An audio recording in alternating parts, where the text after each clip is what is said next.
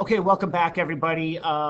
Thank you for coming back to this review. Again, this is Unit 4, Review 1. I had to get away. I could only make it to problem 10 here. I had to go teach a class, so I couldn't make it all in one video. So sorry, not sorry. But we are going to continue on here. Again, these are questions that are related rates and implicit differentiation. All right, so here we go. Two roads intersect at right angles. So there's an intersection here. You are standing 25 meters north. All right, so I am standing 25 meters north. And there is a car traveling west. So here's the car, and it's traveling west at 30 meters per second. So it's traveling west at 30 meters per second. And how many meters per second is the car traveling away from you? So it's going away from me. When it's 3 seconds past through the, okay, so the car is actually over here. It's going that way at 30 meters per second.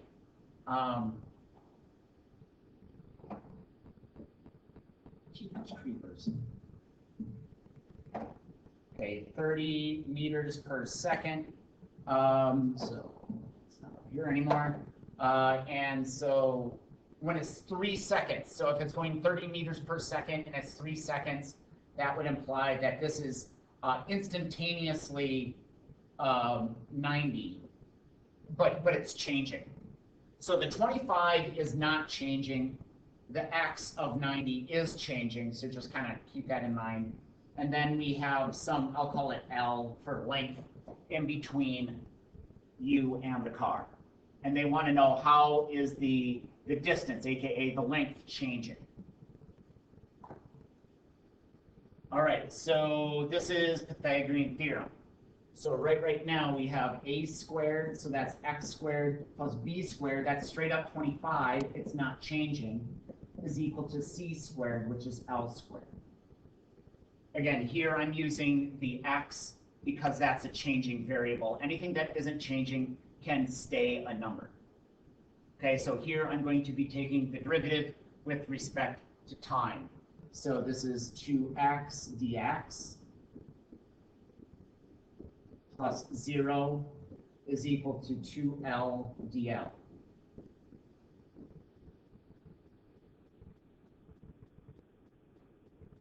And they want to know how is the length changing. So the ultimate question is, what is dl dt? And so I can divide by 2L, so that's what, 2x dx over 2L. And I see that I can simplify the 2 if you really want to. Doesn't matter. All right, so that is the setup. So what the heck is dl? So the numerator is x, the number x, so that's 90, times the dx, which is 30. It's getting longer by 30. Divided by the L, and, oh, shoot, I need to get that. Need to get a regular old L. And so because I need to know a regular old number, I can just straight up use the Pythagorean theorem for this instantaneous. So that would be 90 squared plus 25 squared is equal to L squared. L at this moment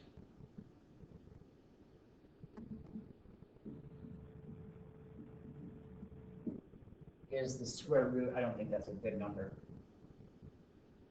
Yeah, it's not a good number, so I'll just leave it. 8725. All right. So where was I? All right, so x is 90. dx, how is that x changing? It's changing and it's getting longer, so that's a positive 30. Divided by the L, which is 8725 at this instant. I don't think that's anything good. So that says dl is changing at 28.9055. These are what, meters per second. So 28.9055.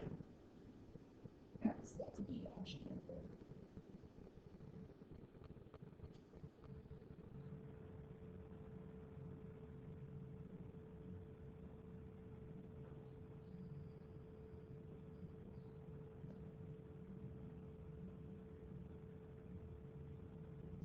The position of a particle is moving along the x-axis at time t is given by blah, blah, blah, where t is measured in meters, t is measured in seconds. At what time is the particle's instantaneous velocity equal to the average velocity? Again, average velocity is like a slope. So it's the position, change in position. So S of B minus S of A, all over B minus A kind of idea. It's like a normal slope. And then instantaneous velocity is the straight up v of t, or the derivative of s. All right, so s of t is equal to negative t to the third plus 2t squared plus 3 over 2. So that means v of t, the derivative of this, is negative 3t squared plus 4t. All right, so let's figure out the average velocity on the interval from 0 to 4. So the average rate of change, the average is going to be s of 4 minus s of 0 all over 4 minus 0. All right, so 4 store x. I'm going to type in the s, which is negative t to the third plus 2t squared plus 3 over 2, or aka 1.5, minus s of 0. S of 0 is going to be 1.5.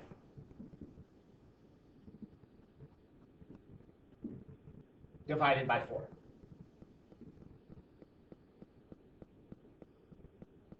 Okay, that's the average rate of change. That's the average velocity. And then again, the instantaneous rate of change is your derivative, which in this case is negative 3t squared plus 4t. So they want to know at what time is the instantaneous rate of change the same as the average rate of change.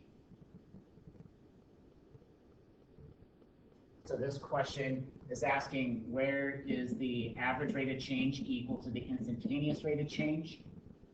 And so that is going to be, when is negative 8 equal to negative 3t squared plus 4t?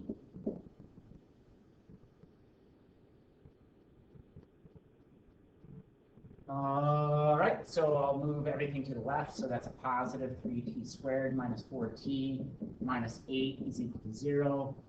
The 24 going to 4. I don't think it does, homie. No. So this is probably going to be a quadratic again. So negative b plus minus the square root of b squared minus 4a c all over 2a.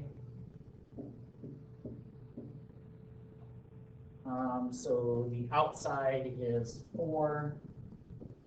The inside is what, 16 minus 4 times 3 times negative 8, 112, all over 6. You get a plus answer and a minus answer. Again, I'm not referring to a positive answer and a negative answer, but a plus answer and a minus answer. So the plus answer would be 4 plus square root 112 divided by 6.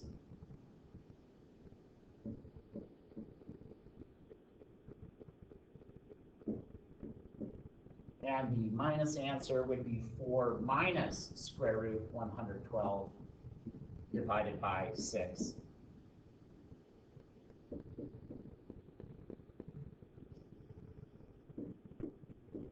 Again, these are times. These are times. These are answers of t. And so negative time really doesn't make any sense. So my answer is going to be 2.4305 seconds. 2.4305 seconds. Let's see if it's up.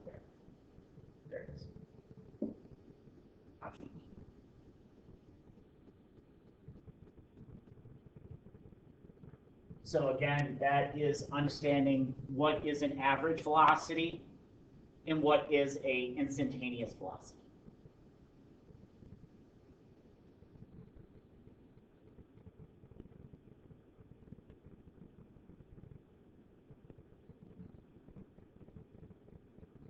The figure below shows a graph of the velocity in feet per second for a particle moving along the line of axis equal to 4, okay? During which time interval is the particle moving upwards? Okay, so velocity, this is velocity. So velocity is direction.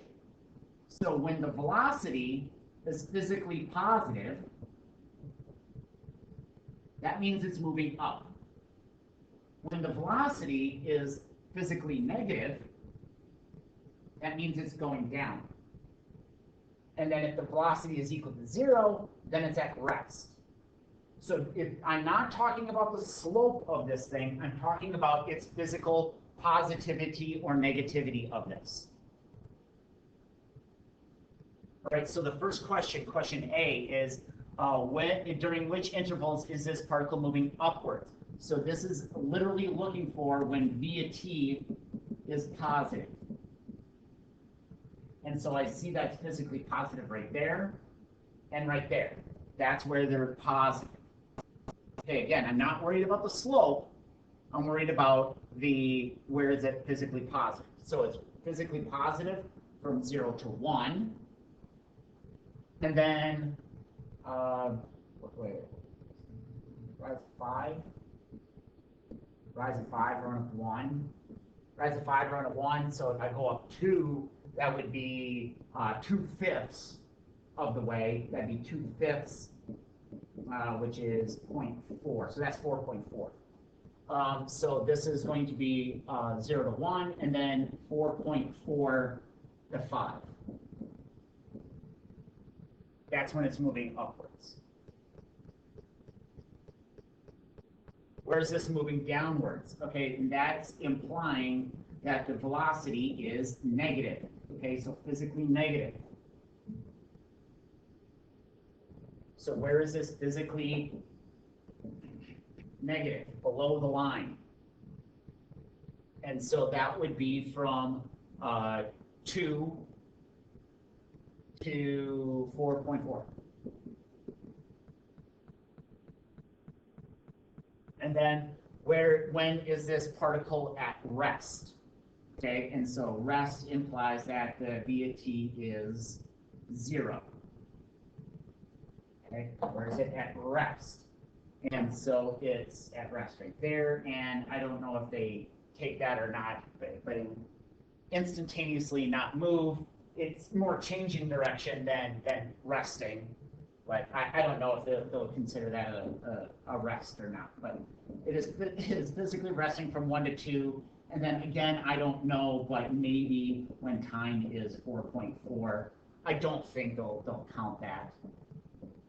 But maybe, I don't know. It'd be the shortest break that you've ever had.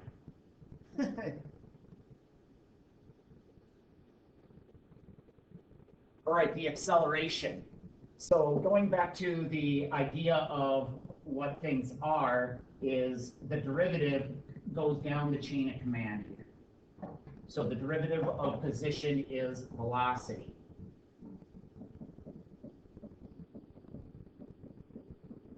And the derivative of velocity is acceleration.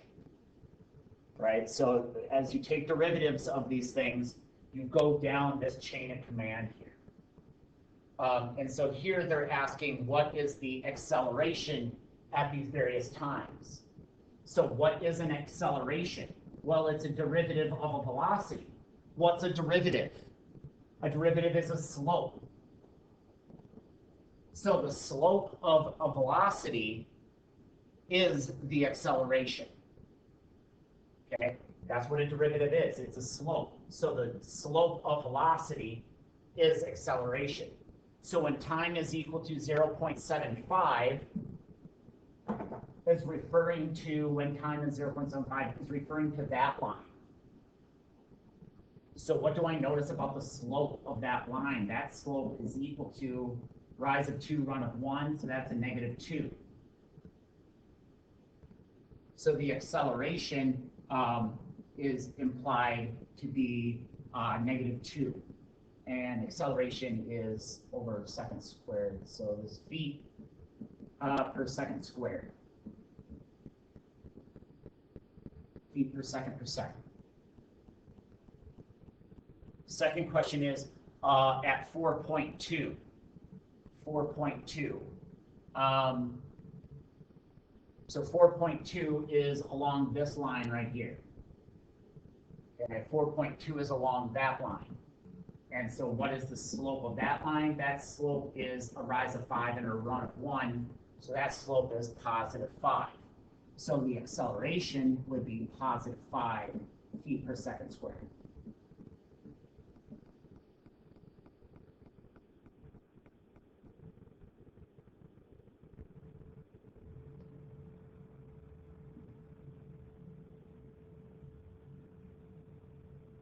Oh, that's it. Okay.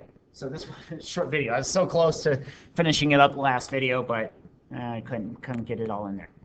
All right. So that is the end of review 1.